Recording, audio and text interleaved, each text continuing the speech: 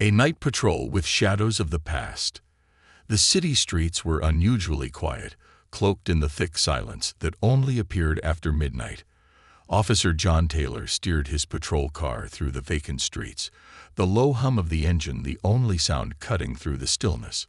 It was his second night shift this week, and though he felt the weight of exhaustion bearing down, he found a strange comfort in the late hours. They kept him away from his empty apartment, from memories he'd rather bury in the farthest corners of his mind. Taylor had spent nearly 20 years on the force. He'd seen more than his fair share of broken homes, fractured families, and souls abandoned by a world too busy to notice them. For him, this job wasn't just about upholding the law. It was about carrying out a duty to protect, and, sometimes, to understand what lay hidden beneath the surface. Yet, in recent years, the grind had dulled that part of him. The desire to connect, to see beyond, had faded under the monotony of his daily calls. Tonight, however, would be different. As he cruised past the park on 8th Street, something caught his eye. A small figure, curled up on a bench. He narrowed his gaze, squinting through the dim streetlight that cast an eerie glow across the bench. It was a child. A young girl, no older than 10, sleeping under the open sky, her knees tucked tightly to her chest, as if bracing against the world. "Another runaway," Taylor muttered, pulling the car to a slow stop at the curb. It was rare to see someone so young sleeping out in the open, especially at this time of night. A surge of protectiveness rose in him as he stepped out of the car and approached her quietly. The girl, sensing his presence, stirred, blinking her eyes open and looking up at him in sleepy confusion. As her eyes met his, they widened with fear, her body tensing as she pressed herself against the back of the bench. "Hey," he said, his tone softer than he'd expected. "You're all right. I'm Officer Taylor. You can call me John if you like. What's your name?" The girl stared at him, wary, her eyes darting toward the empty street, as if looking for an escape. Her silence made him uneasy, reminded him of those kids he'd met throughout his career. Those who had learned not to trust adults, who saw the world as a place full of threats rather than safety. He sighed, kneeling to her level, hoping his less intimidating stance would ease her nerves. "It's cold out here," he said. "Wouldn't you rather be somewhere warm?" After a moment, the girl mumbled, "Maya." "All right, Maya. Can you tell me why you're out here all alone?"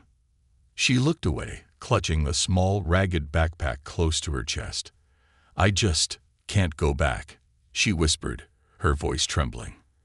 "I don't have anywhere to go."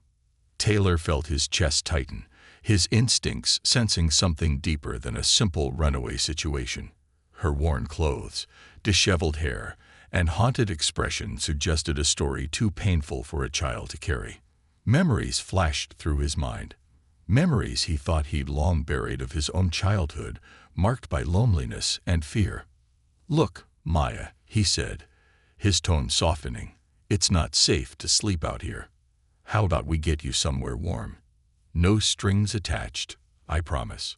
For a moment, she studied his face, as if searching for signs of deception. Her eyes were large, a mix of hope and mistrust swirling within them. Finally, she gave a reluctant nod, standing up slowly as she held her backpack close, as if it were her only shield. As they walked toward his patrol car, Maya's small form struck him. She seemed too fragile for the world. A young girl who had already endured too much. The sight of her shivering in the chilly night air struck a nerve, awakening a sense of duty that went beyond his badge. "Are you hungry?" he asked as they reached the car. She nodded, casting her eyes down as if ashamed to admit it. Taylor opened the car door for her, retrieving a granola bar from the glove compartment. "It's not much," he said, handing it to her, "but it's better than nothing." Maya accepted it, her small hands trembling slightly as she tore open the wrapper and took small, timid bites. The streetlights flickered over them as he started the engine, and he caught her gaze in the rearview mirror. She was watching the city pass by, her expression vacant yet alert, as though expecting something bad to happen at any moment. "So, Maya," he said, his tone casual, hoping to draw her out, "why can't you go home?" For a moment, silence filled the car, broken only by the low hum of the engine. Then, in a barely audible voice, she murmured, "I don't have a home. Not really. I used to, but things are different now." The evasiveness in her response only deepened his concern. "What about your parents?" Her gaze dropped, and she clutched her backpack tighter. "My mom." She paused, her voice cracking. She's gone. "And my dad? I don't know him." Taylor felt a pang in his chest. He'd seen many kids caught in the cracks of a broken system, but something about Maya's quiet resilience stirred something within him. She wasn't just a runaway. She was a young soul navigating a world that had offered her little kindness. "All right, Maya," he said gently. "We'll figure something out. For tonight, you'll stay warm, and I'll make sure no one bothers you." As they arrived at the station, Maya hesitated, her eyes darting around as if expecting to be abandoned. Taylor placed a reassuring hand on her shoulder, leading her inside with a calm, steady presence that spoke of the years he'd spent looking out for others. "Let's get you settled, all right," he said, guiding her to a small, quiet room in the back. Maya clutched her backpack, her tiny frame nearly swallowed by the oversized chair as she sank into it, her gaze never leaving him. Taylor took a seat across from her, resisting the urge to bombard her with questions. He could see the strain on her face, the tension coiled within her small body. "You don't have to say anything if you don't want to, Maya," he said softly. "Just know that you're safe here, and I'm here to help." For the first time, he saw her shoulders relax slightly, her grip on the backpack loosening as her wary eyes softened. It was a small shift, barely noticeable, but it was enough. Taylor knew this was only the beginning, but in that quiet moment, he made a silent vow to himself and to her that he would do everything in his power to help her find safety, even if it meant revisiting the dark corners of his own past to make it happen, unraveling the secrets. The stillness of the police station enveloped Maya as she sat huddled in the small interview room, her backpack a constant fixture in her lap. The warmth of the building contrasted sharply with the chill she still felt, a bone-deep cold that had less to do with the night air, and more with the world she'd escaped. Officer John Taylor stood outside the room, observing her through the small glass window, his mind wrestling with questions he wasn't sure she'd be able to answer. What kind of life had driven a young girl to sleep alone on a park bench? Why did she seem so mistrustful of help? And why, despite the years he'd spent numbing himself to the tragedies around him, did he feel so deeply for this child? Taking a steadying breath, he opened the door and stepped inside, lowering himself into the chair across from her. Maya's gaze flickered up briefly before dropping back to her lap. She hugged her backpack, as if it were the only anchor in a world that constantly shifted beneath her feet. "Are you feeling any better?" Taylor asked, his voice gentle. She nodded faintly, though her expression remained guarded. He didn't push her further. Instead, he began filling out the necessary paperwork, stealing glances at her now and then.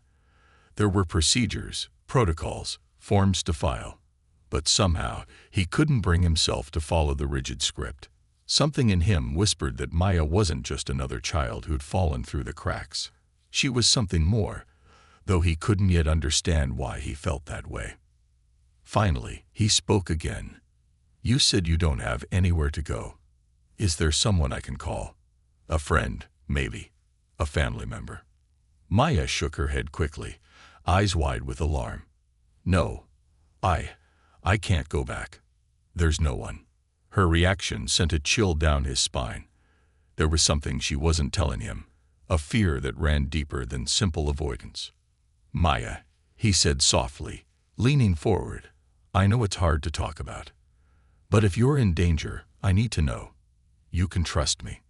She looked up at him, and for a moment he saw the fragility in her gaze, a crack in the armor she'd built. But just as quickly her expression hardened again, her walls reinforced.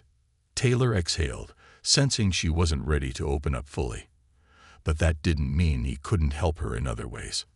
"All right," he said, "I'll take it one step at a time. For tonight, you're safe here. We'll get you some food, a place to sleep, and in the morning, well, we'll figure it out then." Maya nodded, her lips pressing together in a thin line as she fidgeted with the frayed edges of her sleeves. He noticed the worn state of her clothes, the way they hung loosely from her small frame. It was clear she hadn't eaten well in days, maybe weeks. But something else caught his eye. On the skin just below her sleeve, he could make out faint bruises, yellowing as if they'd been there for some time. The sight twisted something in him, bringing forth memories he'd spent years trying to forget. He forced himself to stay calm, to hold back the protective instincts that had been buried under years of hardened cop demeanor. He wanted her to feel safe, not pressured. "Are you hungry?" he asked quietly. She nodded again, her fingers tightening around her backpack, which seemed almost like a security blanket. Taylor stood and walked over to the door, motioning to Officer Lisa Moreno, who was manning the night desk. "Hey, Lisa," he said, "think you could grab us a couple of sandwiches from the break room?" She looked from him to Maya and back again, her expression softening as she took in the young girl's appearance. "Sure thing, John," she said, flashing Maya a reassuring smile before heading out. While they waited, Taylor tried a different approach. "You know," he began, his tone casual, "I was actually a lot like you when I was your age. Didn't think anyone could help me, either." Maya looked up, interest sparking in her eyes despite her wariness. "Really?" "Yeah," he said, leaning back in his chair, crossing his arms loosely. "I grew up in a small town, a place where everyone seemed to know everyone's business. But still, when things got bad, no one was around to help. I used to run off on my own sometimes, just like you." Maya's gaze softened, though she remained silent. Taylor continued, hoping that by opening up, he might coax a bit of her own story out. "I had to grow up fast, take care of myself when it felt like nobody else would. But eventually, I learned there were people who cared, people who wanted to help. Sometimes it just took a while to find them." Maya looked down at her hands, her brow furrowed. "But what if they can't help? What if they don't believe me?" The question hung heavily in the air, laden with a sorrow and fear too deep for a child her age. Taylor felt the weight of her words, understanding far more than he let on. "I believe you," he said firmly, "and I'm here to help, for as long as it takes." Maya looked up, a flicker of hope in her eyes, but she said nothing.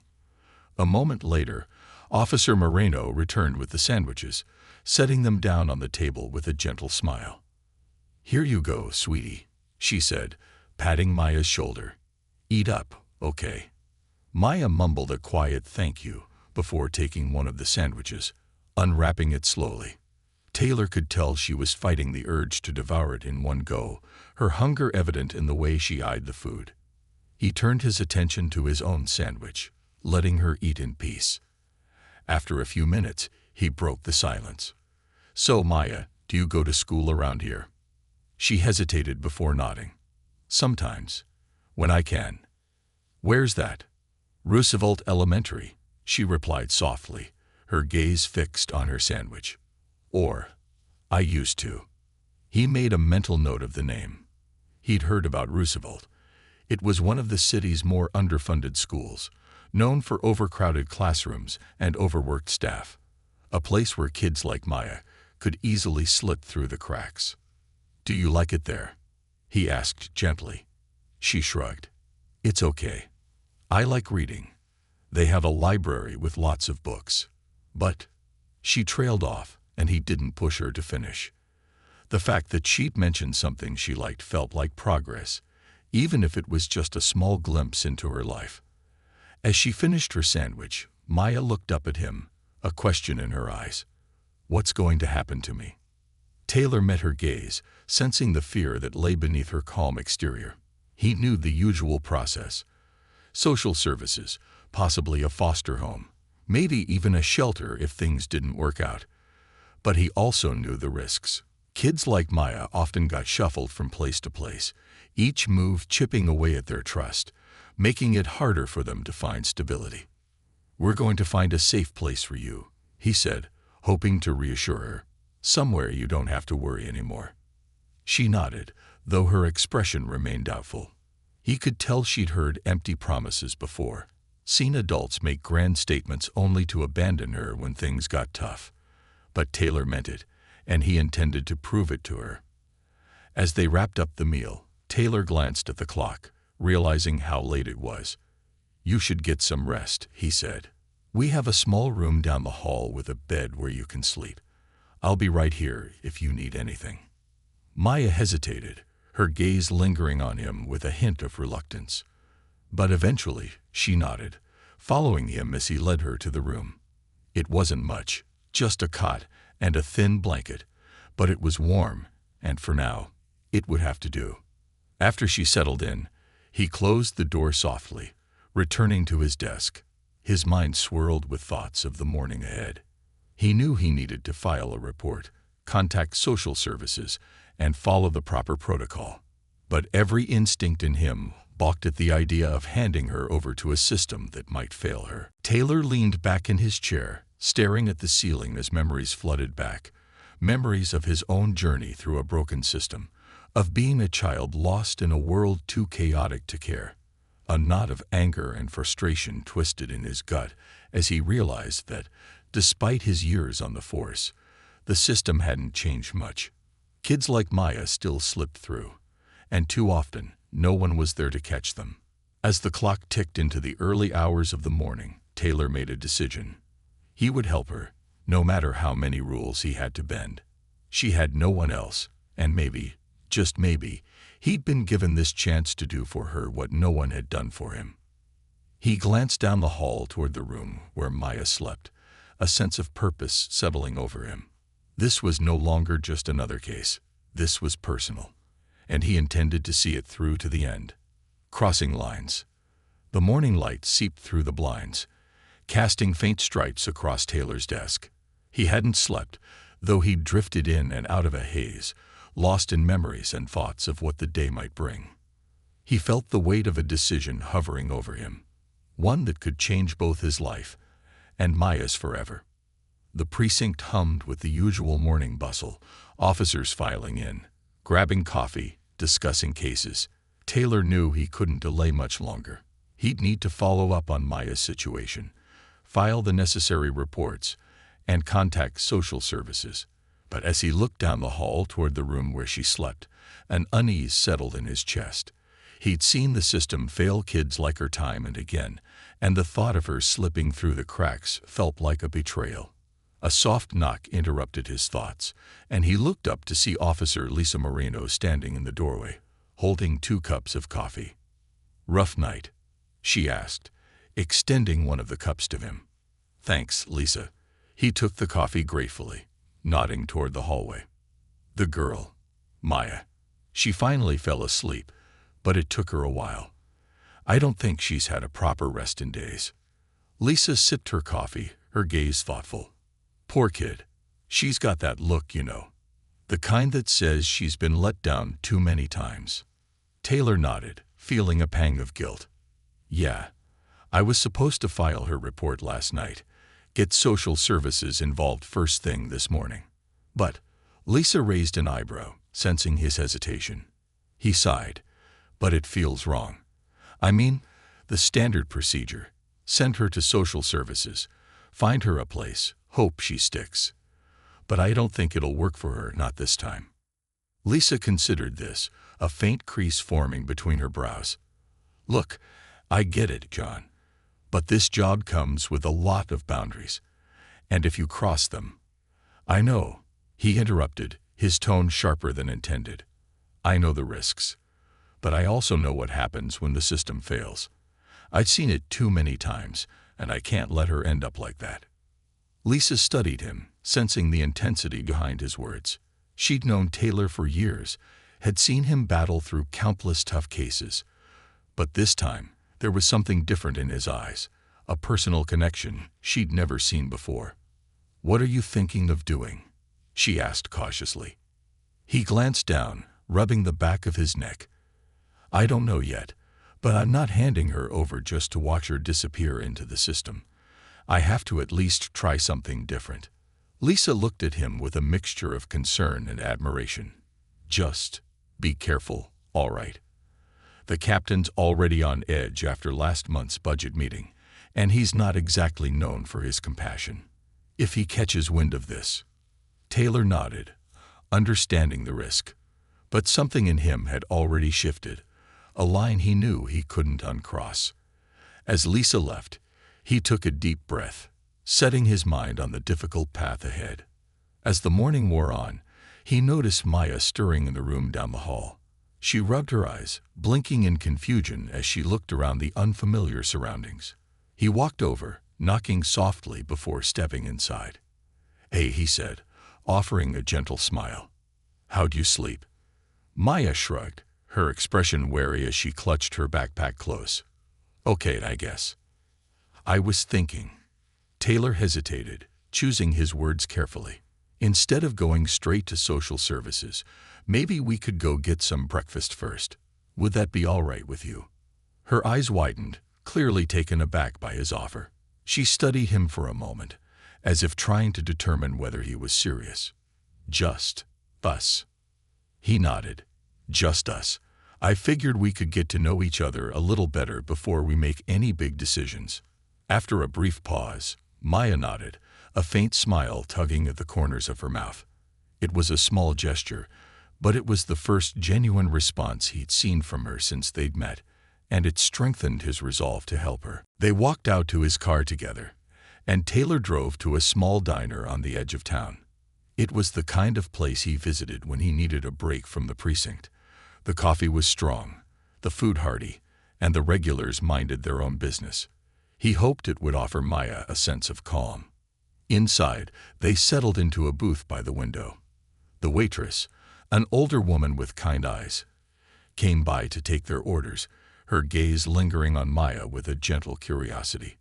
"Anything you want," Taylor said, handing her the menu. Maya's eyes scanned the options, a mixture of excitement and indecision flickering across her face. She finally settled on pancakes, and once the waitress left, she looked out the window, her fingers fiddling with a loose thread on her backpack. "Do you come here a lot?" she asked quietly. "Yeah," he said. "It's one of my favorite spots. It's quiet, and sometimes it helps to get away from the noise of the city." She nodded, her gaze drifting to the street outside. After a moment, she spoke again, her voice barely above a whisper. "Thank you for not sending me away right away." Taylor's heart ached at her words, the way they carried a mix of relief and lingering distrust. He wondered how many times she'd been passed along, each adult in her life abandoning her to the next, until she learned not to trust anyone. "You don't have to thank me, Maya," he said softly. "I meant what I said last night. I'm here to help, whatever that takes." The pancakes arrived, and she dug in with a hunger that betrayed how long it had been since her last meal. Taylor watched her in silence, giving her the space to eat in peace, hoping that the small comforts he could offer would ease her fears. Finally, as she finished her meal, he spoke. "Maya, I know you don't want to talk about your home, but if there's anything you can tell me, anything that might help me understand why you're here, I'd like to hear it." Her gaze dropped, and for a long moment, she didn't respond. Then, slowly, she began to speak. "It was my mom," she whispered, her voice trembling. She tried to take care of me, but she couldn't. She got sick, really sick. And no one came to help. Everyone just left." Taylor felt a knot form in his stomach, recognizing the raw pain in her words. She continued, her voice barely audible. "She died last winter. It was just me, and some people from our neighborhood took me in, but they weren't good people. They did things, bad things. I had to leave." Taylor swallowed, a surge of anger rising within him as he pictured the life she'd endured. No child should have to bear that kind of burden, to fend for herself in a world that had so blatantly failed her. "I'm so sorry, Maya," he said, his voice thick with emotion. You didn't deserve any of that." She looked away, her expression distant. I tried to stay strong. But sometimes it feels like maybe I don't belong anywhere." Her words struck him deeply, a reminder of the nights he'd spent as a child wondering the same thing, feeling as though he were an outsider in his own life. He reached across the table, placing a gentle hand on hers. "You belong somewhere, Maya," he said firmly. "And you don't have to be alone anymore. I'll make sure of that." A tear slipped down her cheek, but she quickly brushed it away, retreating back into her guarded silence. Taylor withdrew his hand, sensing she needed space, and they finished the meal in quiet contemplation. Back at the precinct, Taylor knew he couldn't delay any longer. He had to file the report and face whatever consequences might come from his decision to hold off on contacting social services. He led Maya to his desk, handing her a book he kept there, a small collection of stories he'd always found comforting in tough moments. "Here," he said, "you can read this while I take care of some things. It's one of my favorites." She accepted it hesitantly, her fingers tracing the cover before she settled into the chair beside his desk, her gaze drifting across the room. He watched her for a moment, feeling a surge of protectiveness. Whatever it took, he would make sure she found safety, even if it meant crossing every line he once believed in. As he filed the report, he caught sight of Captain Mitchell making his way across the floor. The captain was known for his strict adherence to protocol, and he wouldn't take kindly to Taylor's unconventional approach. But Taylor steeled himself, determined to stand by his decision. "Taylor," the captain barked, his eyes narrowing as he approached. "Is this the girl from last night? You were supposed to file her report hours ago." "Yes, sir," Taylor replied, forcing his voice to remain steady. I was just about to finish that up." Captain Mitchell's gaze flickered toward Maya, who was absorbed in her book, seemingly unaware of the tension between the two men. "I don't need to remind you, Taylor, that we have protocols for a reason," the captain said, his tone sharp. "This is not the first time you've let personal feelings get in the way of doing your job." Taylor clenched his jaw, fighting to keep his frustration in check. "With all due respect, sir, this isn't about personal feelings. This is about making sure she doesn't end up lost in the system. She needs more than just a quick handoff." Mitchell's eyes narrowed, his expression hardening. "And what do you suggest, then?" "That we let you play hero and bend the rules as you see fit." "No," Taylor said, his voice low but firm. "But I'm asking that we consider her as more than just a case number. She's been through enough already, and if we're not careful, we'll only make it worse." The captain's gaze bore into him, a mix of disapproval and skepticism. "I don't have time for this, Taylor. File the report and let social services handle the rest. That's an order." As Captain Mitchell walked away, Taylor felt the weight of his decision pressing down on him. He knew he was risking his job, his reputation, and everything he'd worked for. But one look at Maya, absorbed in her book, reminded him of why he couldn't turn back now. In that moment, Taylor made a choice.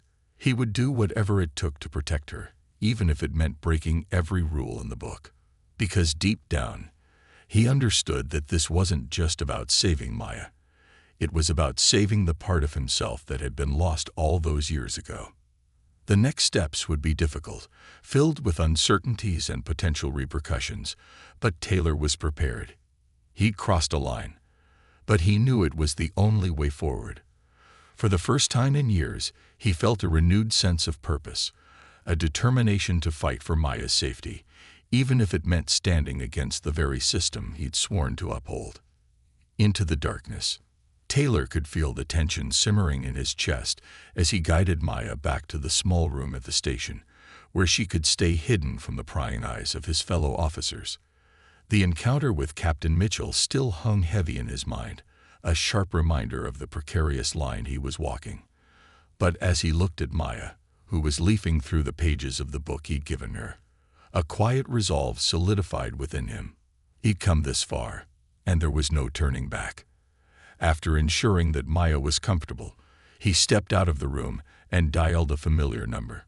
Marissa Chen was one of the best child advocates he knew, a social worker with a reputation for going the extra mile when the system failed. If anyone could help him navigate this delicate situation, it was her. "John." Marissa's voice came through the line, warm and curious. "It's been a while. What's going on?" "Marissa, I need a favor," Taylor began, keeping his voice low. "I've got a young girl here. Name's Maya. She's been through a lot. I'm hoping you can help me find a safe solution outside of the usual routes." There was a pause on the other end, and he could almost hear Marissa's mind whirring as she pieced together his unspoken concerns. "All right, I'll see what I can do," she said finally. "But John, you know there are limits to what I can push for, especially if it's against protocol." "I know," Taylor replied, glancing back toward the room where Maya was sitting. "But she's scared, Marissa. And if she goes into the system, I'm afraid she'll disappear, just like so many others." Marissa sighed. "I'll do my best, but just be careful, okay? You're towing a dangerous line." They ended the call, and Taylor took a moment to compose himself before returning to Maya's side. She looked up as he entered, her expression one of cautious hope. "Did you talk to someone?" she asked, her voice barely a whisper. He nodded, giving her a reassuring smile. "Yes, I did. I have a friend who's going to help us find the right place for you. Somewhere safe." Maya's shoulders relaxed, though he could tell she was still skeptical. Trust was something she had likely learned to ration, offering it only in small, guarded doses, and he didn't blame her. She had been let down too many times, forced to fend for herself in a world that had offered her little more than hardship and betrayal. "Now, there's something else I want to ask you about," Taylor said, lowering himself into the chair across from her. "It's important, and I know it's difficult to talk about, but I need to understand what happened after your mom. You know, after you had to leave." Maya's eyes shifted downward, her fingers fidgeting with a loose thread on her sleeve. He could see her wrestling with memories she probably tried to bury, memories that resurfaced in painful flashes. I stayed with some people," she said finally, her voice trembling. "They were friends of my mom, or at least that's what they said. They took me in after she passed, but they weren't nice." Taylor felt a surge of anger mixed with sadness as he listened to her recount her experience in a shaky, hesitant voice. They made me do things," Maya continued, her gaze averted, as if speaking the words out loud would make them too real. "They'd have these people over, and sometimes they'd make me leave the room. And sometimes I'd have to stay. I didn't like it there, but I didn't know where else to go." Taylor's hands tightened into fists, a protective rage simmering beneath his calm exterior. He struggled to keep his voice steady as he spoke. "You don't have to go back there, Maya. I promise." She looked at him then, a flicker of desperation in her eyes. "But what if they find me?" "We won't let that happen," he assured her, though he knew the promise was a weighty one. The situation was far more complicated than he had anticipated, and it seemed that the people she had fled from might be involved in something deeper, something far more dangerous. He spent the next few hours making calls, reaching out to contacts he hadn't spoken to in years. It became clear that the people Maya had stayed with were known in certain circles, with records that painted a grim picture. Drug trafficking, suspected involvement in a network of illegal activities. They were bad news, and Taylor realized that Maya had narrowly escaped a life of constant peril. When he finally returned to her room, he could see the exhaustion in her eyes, a reflection of the turbulent memories she shared. Yet there was a sense of relief in her gaze, as though speaking the truth had lifted a weight she'd been carrying alone for too long. "You look tired," he said softly. "Why don't you get some rest? I'll be here if you need anything." Maya nodded, curling up on the small cot, her eyes closing almost immediately. Taylor watched her for a moment, feeling a pang of guilt. She was still a child, one who had been robbed of the innocence and safety she deserved, and he was all that stood between her and a past that threatened to reclaim her. The next day, Taylor received a call from Marissa. She'd done some digging and found a foster family who specialized in working with trauma survivors, people who had the patience and understanding Maya would need. They were located in a town just outside the city, a couple who devoted their lives to helping children heal. Marissa assured him that they were trustworthy and had an impressive track record with kids like Maya. But just as Taylor began to feel a glimmer of hope, a call came in from the front desk. "Officer Taylor," the dispatcher's voice crackled through the line. "We have a visitor here asking for a young girl. Says he's her guardian." Taylor's blood ran cold. He knew instinctively who it was, the very people she had tried to escape. His pulse quickened as he struggled to keep his voice steady. "Did he give a name?" "Yeah," the dispatcher replied. "Said his name is Eric Bishop. He claims the girl's name is Maya Bishop." Taylor's jaw clenched. Bishop was one of the names Marissa had mentioned during her background search, a man with a record that would make even hardened criminals uneasy. He'd clearly tracked her down, possibly alerted by someone at her old school or through mutual contacts, and now he was here, demanding she be handed over. "I'll be right there," Taylor said, hanging up and rushing to Maya's room. She was awake, sitting up on the cot with wide, fearful eyes. "What's wrong?" she asked, sensing his urgency. "Maya," he said, crouching down to her level. "The man you stayed with. He's here. He's asking for you." Her face went pale, and her hands began to shake. "No, no, please. I don't want to go back." Taylor placed a reassuring hand on her shoulder, his voice steady. "You won't. I promise." He led her to a small room at the back of the station, a storage area seldom used, where she'd be safe from view. "Stay here," he whispered. "I'll be back." Making his way to the front desk, Taylor found Eric Bishop leaning casually against the counter, his appearance deceptively unassuming. He was tall, with a neatly pressed shirt and a smirk that didn't quite reach his cold eyes. "Officer Taylor," he greeted, extending a hand. "I'm here for my niece, Maya. I believe you found her last night." Taylor ignored the offered hand, keeping his expression neutral. "We're still assessing the situation. What's your relation to Maya?" Bishop's smile faltered slightly. "I told you, I'm her uncle. She's been through a rough time, poor girl. But I'm here to take her back. Family's what she needs right now." Taylor forced himself to keep his tone steady. "We're required to investigate all circumstances thoroughly. Given her current situation, we'll need documentation of your legal guardianship before we can release her." Bishop's eyes narrowed, his smile dropping altogether. "I don't think you understand, officer. I'm her family. No papers can change that. Now, are you going to get her or not?" The threat in Bishop's tone was barely concealed, and Taylor knew he was dealing with more than just a shady character. This man had power and wasn't afraid to use it. "I'll need to verify some information," Taylor said, standing his ground. "I'll be back shortly." As he turned to leave, he could feel Bishop's glare burning into his back, but he ignored it, his mind racing with possibilities. He needed to get Maya out of there, and he needed to do it fast. Back in the storage room, Maya looked up at him with fearful eyes. Is he going to take me?" "No," Taylor said firmly, "but we need to move quickly."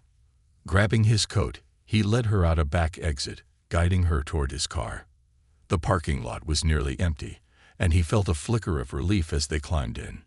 He didn't have a solid plan, but he knew he couldn't keep her in the station, not with Bishop looming nearby. They drove in tense silence for a while, the cityscape blurring past. Finally, Maya spoke, her voice barely audible. "What are we going to do?" "I'm going to keep you safe," he replied, the weight of his promise pressing down on him. "I have a friend outside the city. She's going to help us find you a place where he can't reach you." As they neared the outskirts of town, Taylor took a winding road that led them through a quiet wooded area. The sense of urgency still pulsed within him, but for the first time since the ordeal had begun, he felt a faint glimmer of hope. If he could get Maya to safety, Perhaps there was a way to secure her future, away from the shadows of her past. They finally arrived at Marissa's office, a small building nestled on the edge of a quiet neighborhood. Taylor led Maya inside, introducing her to Marissa with a reassuring smile. Marissa knelt down to Maya's level, her expression warm and understanding. "Hi, Maya," she said gently. "I'm Marissa. I'm a friend of Officer Taylor's, and I'm here to help you find a safe place." Maya looked at Taylor, her gaze lingering as though seeking his assurance. He nodded, giving her a reassuring smile. "You're in good hands, Maya." Marissa guided Maya to a cozy corner of the room, offering her a blanket and a few coloring books. Taylor watched them for a moment, a mixture of relief and sadness settling over him. He knew he'd likely broken every rule in the book, and the repercussions would come sooner or later. But as he looked at Maya, he knew he'd do it all again. As he left the office, Taylor felt a sense of resolve. He would find a way to protect her, even if it meant risking his career. She deserved a chance at a life free from fear, and he would do everything in his power to give her that. The fight was far from over, but Taylor was prepared to face whatever challenges lay ahead. For the first time in years, he felt a renewed sense of purpose, a belief in something greater than himself. And as he walked back to his car, he knew that no matter what came next, he'd made the right choice. The cost of protection. The drive back to the precinct was filled with a tense silence.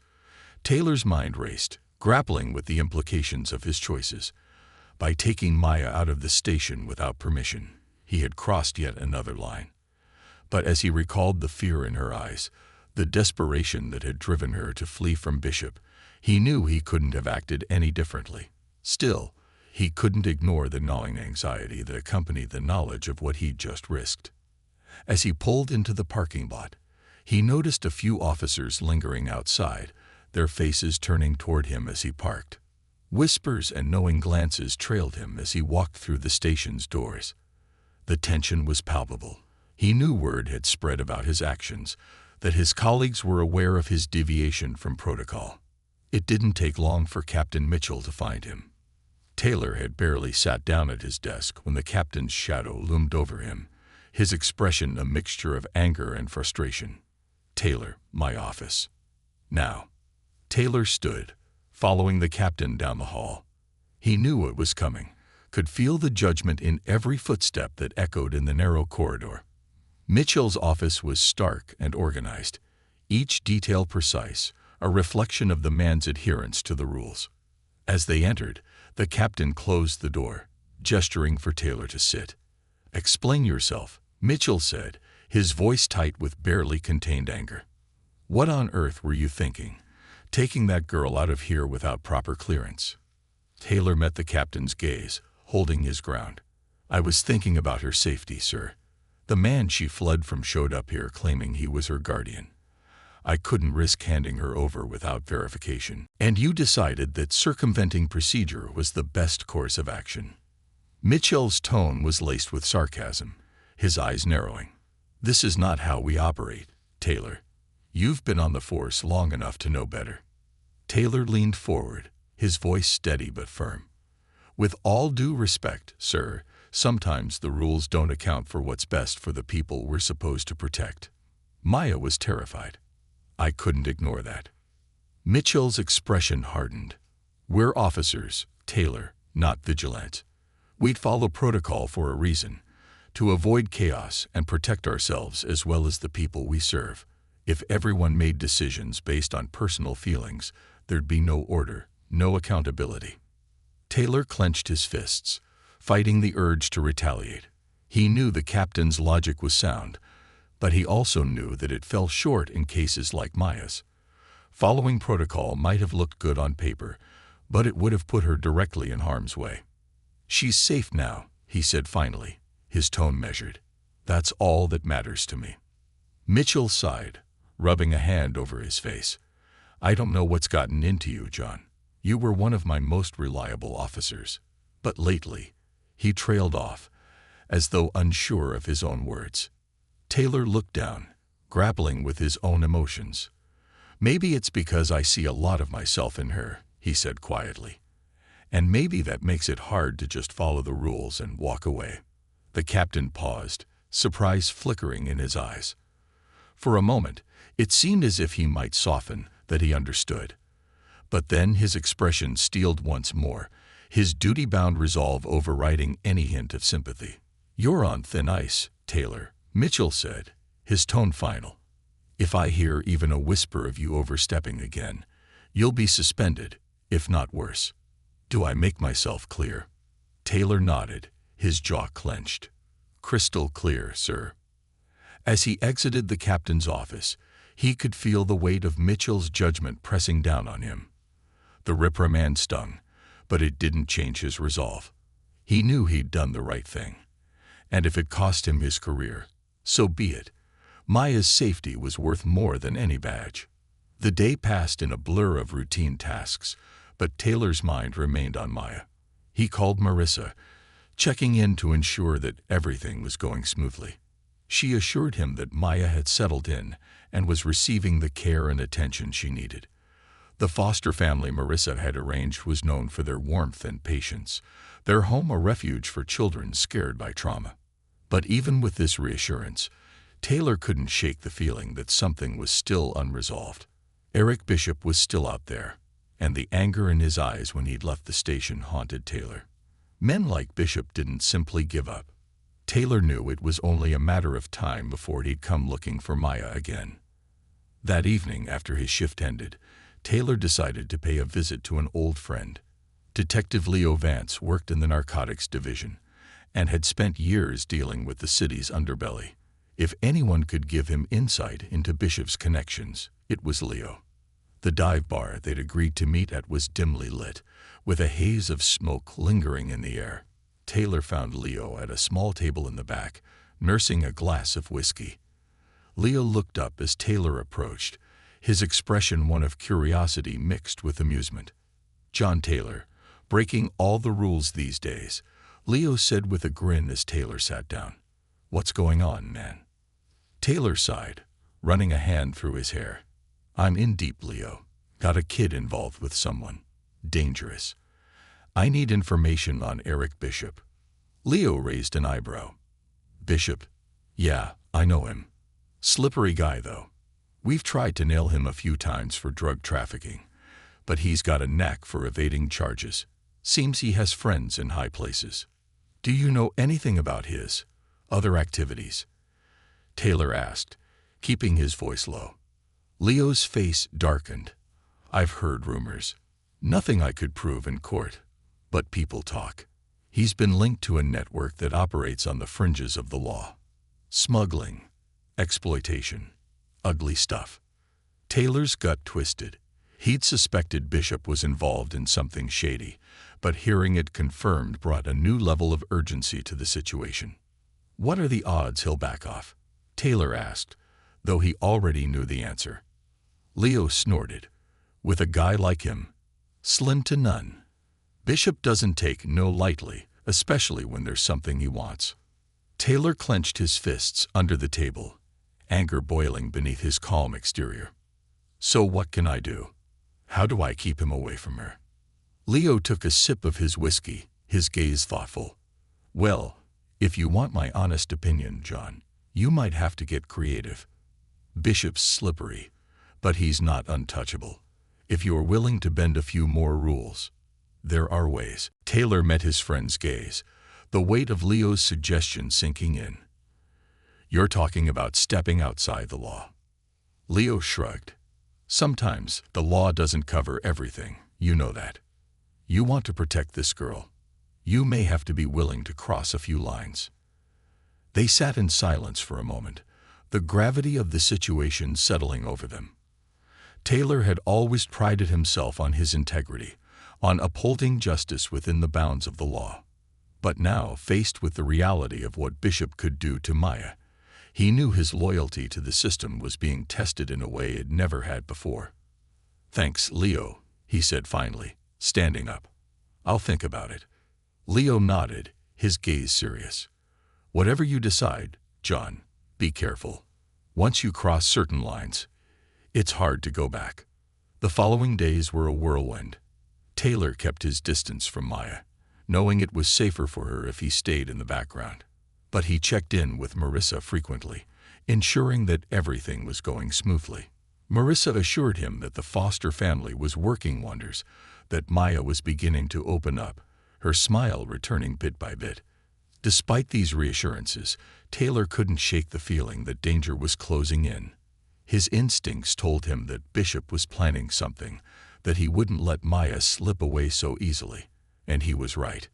One evening, as Taylor was leaving the precinct, he noticed a figure lurking near his car. Bishop stepped out from the shadows, his face twisted in a smug grin. "Evening, Officer Taylor," Bishop sneered, his tone mocking. "I believe you have something that belongs to me." Taylor's jaw clenched, his gaze steady. "She's not yours, Bishop.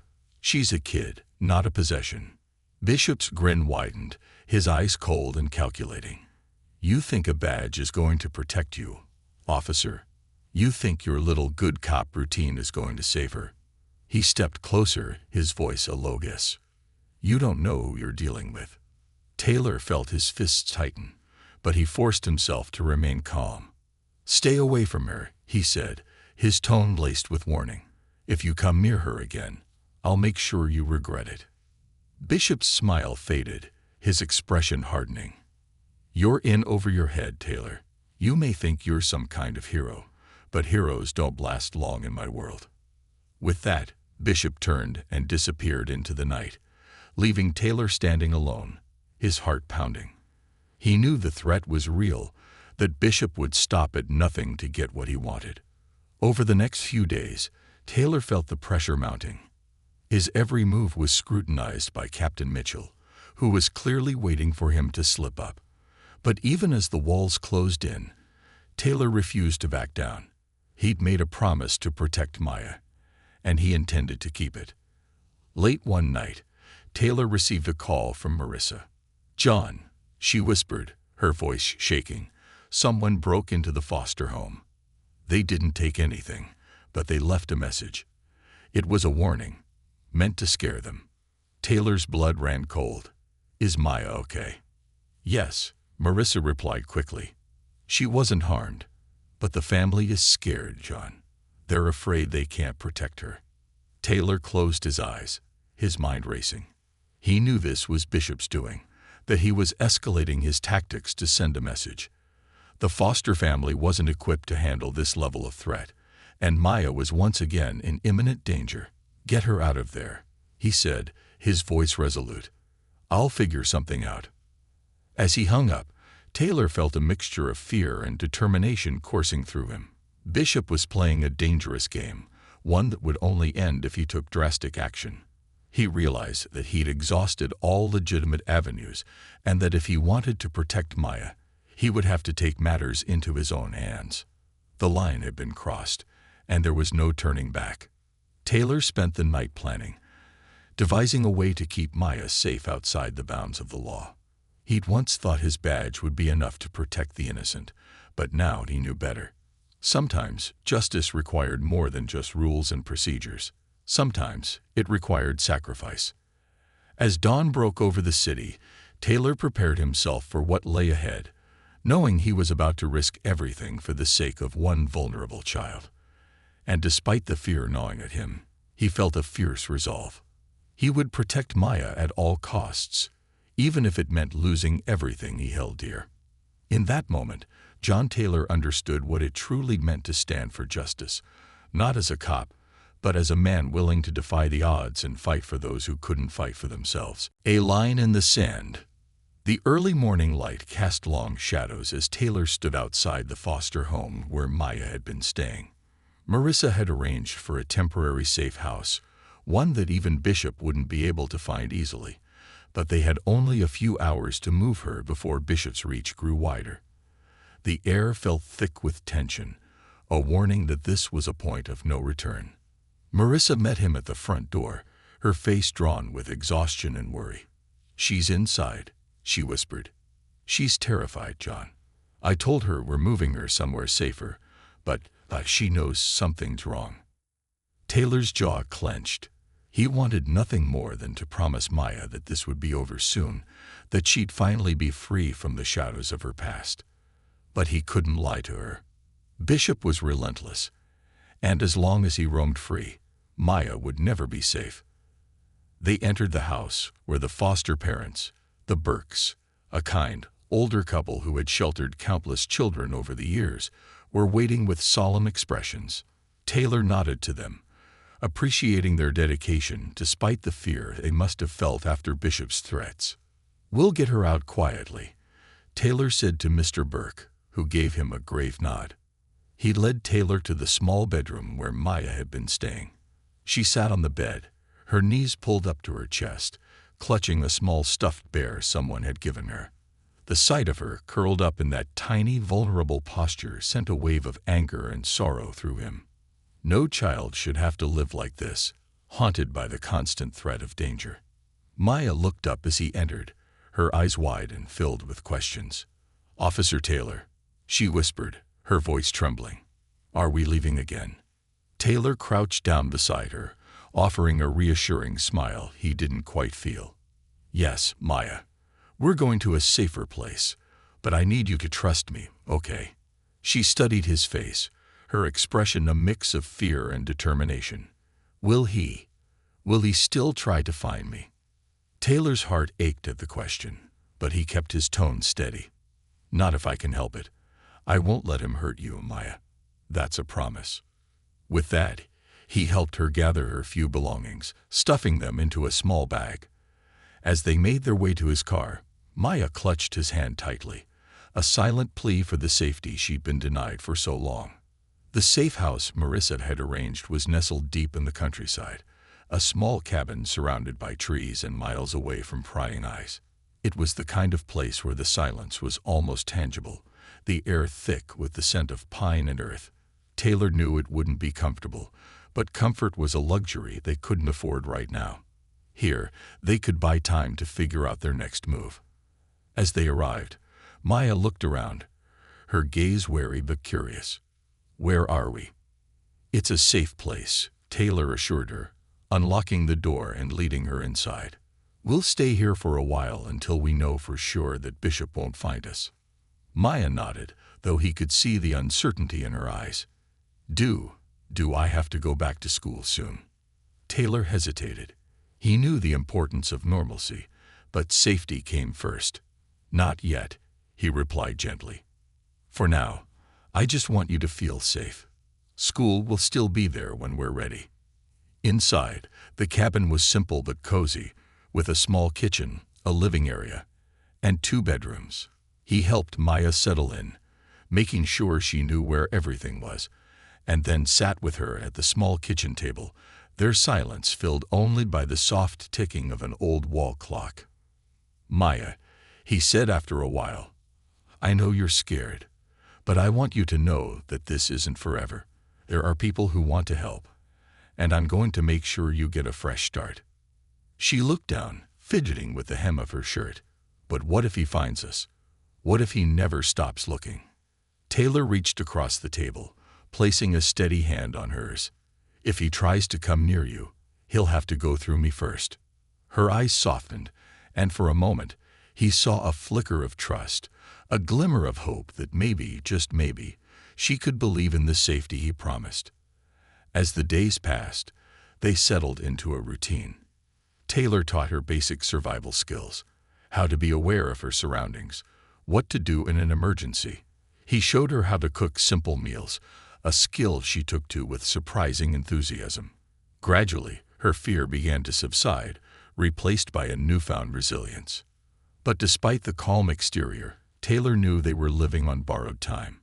Each day, he checked in with Marissa, his anxiety growing with every update she provided on Bishop's movements. It seemed that Bishop had launched his own search for Maya, reaching out to contacts throughout the city. He'd already threatened the Burkes and even tried to intimidate Marissa, though she assured Taylor that she could handle it. Taylor could sense the urgency mounting. Bishop was getting closer, and sooner or later, their refuge would be discovered. Late one night, Taylor was jolted awake by the faint glow of his phone screen. It was Marissa, her voice tense. "John," she said, "we have a problem. Bishop's hired someone. Private investigators, maybe even worse. He's leaving no stone unturned."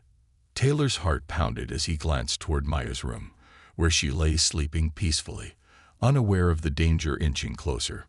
"Do you think he's close?" he asked, his voice a low whisper. "I don't know," Marissa replied, her tone grim. "But I think it's only a matter of time. He's obsessed, John. He won't stop until he finds her." As he ended the call, Taylor felt a surge of protectiveness, a fierce determination to shield Maya from the darkness that lurked just beyond their door. It was clear that their quiet hideaway wouldn't last much longer. The following evening, Taylor sat with Maya on the front porch, the stars twinkling above them as they shared a rare moment of peace. She looked up at the night sky, her gaze thoughtful. "Do you think it'll ever really be over?" she asked quietly. Taylor considered her question, feeling the weight of her hope and doubt. "I think it will. It might take time, and it won't be easy. But I believe that you'll find a life free from all of this." She was silent for a moment before looking at him, her eyes solemn.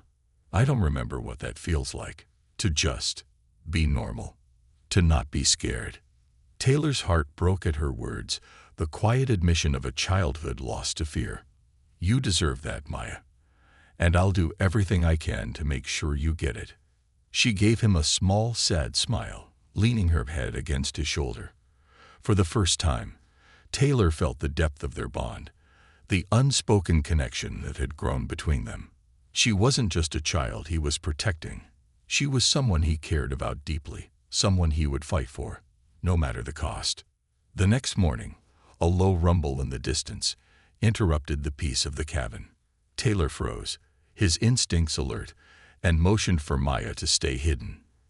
He peered out the window, his pulse quickening as he saw a black SUV inching up the dirt road toward the cabin. "Stay here," he whispered to Maya, his voice firm. "Don't move." He grabbed his firearm, his mind racing through the options. If it was Bishop or someone working for him, they had already crossed the line. And if it came to it, Taylor was prepared to defend her by any means necessary. The SUV came to a stop outside, and two men stepped out. They were burly, dressed in dark clothing, their expressions grim. Taylor recognized them as the kind of men who operated in shadows, the type who'd do anything for the right price. One of them called out, his voice carrying across the yard.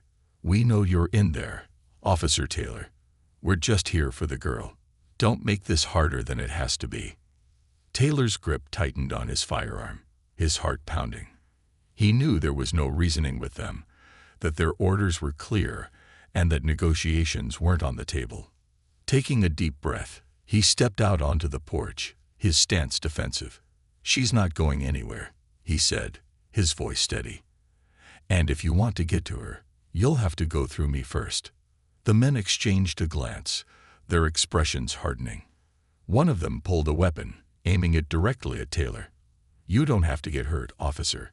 This doesn't have to be your fight." Taylor's eyes narrowed, his resolve unshakable. "It became my fight the moment you threatened her." With that, the confrontation escalated. Taylor moved quickly, his training kicking in as he evaded the gunman's aim, and took cover behind the porch railing. The silence of the forest erupted into chaos as shots rang out, each one a reminder of the peril they faced. Inside, Maya huddled in the corner of her room, her heart racing as she listened to the commotion outside. Every instinct told her to hide, to stay as small and invisible as possible, but the sound of Taylor's voice, his fierce determination to protect her, filled her with a newfound courage. After what felt like an eternity, the gunfire ceased, and the forest fell silent once more. Taylor emerged from behind the railing, his gaze sweeping over the two men who now lay incapacitated, the threat neutralized. He turned toward the cabin, his breath heavy as he made his way back inside. Maya rushed to him, her face pale but her eyes filled with relief. You didn't let them take me," she whispered, clinging to him tightly. Taylor wrapped his arms around her, his own relief mingling with exhaustion. "I promised I'd protect you, Maya. And I meant it." They stayed that way for a moment, finding solace in each other's presence amidst the aftermath of violence. Taylor knew that this victory was only a small one, a temporary reprieve in a battle that was far from over. But for now, they had each other, and that was enough. In the days that followed, Taylor's actions would face intense scrutiny from the department. He crossed a line, broken the rules, and taken justice into his own hands. But as he stood before his superiors, facing the consequences, he felt no regret. He had done what he believed was right, and Maya's safety had been worth every risk. When the hearing ended, Taylor walked out of the precinct, a free man but without the badge he'd worn for nearly 2 decades. He'd given up his career, his identity as a cop, but he knew he'd gained something far greater, a life redeemed by the courage to protect those who couldn't protect themselves. As he drove away from the city, Taylor felt a sense of peace. Maya was safe, hidden away in a place where Bishop would never find her, surrounded by people who would help her heal. And as he looked out at the open road stretching before him, he knew that his journey had only just begun. For Taylor, this was more than just the end of a case. It was the beginning of a new purpose, one that would guide him toward a future shaped by compassion, courage, and the unbreakable bond he'd found with the young girl he'd saved.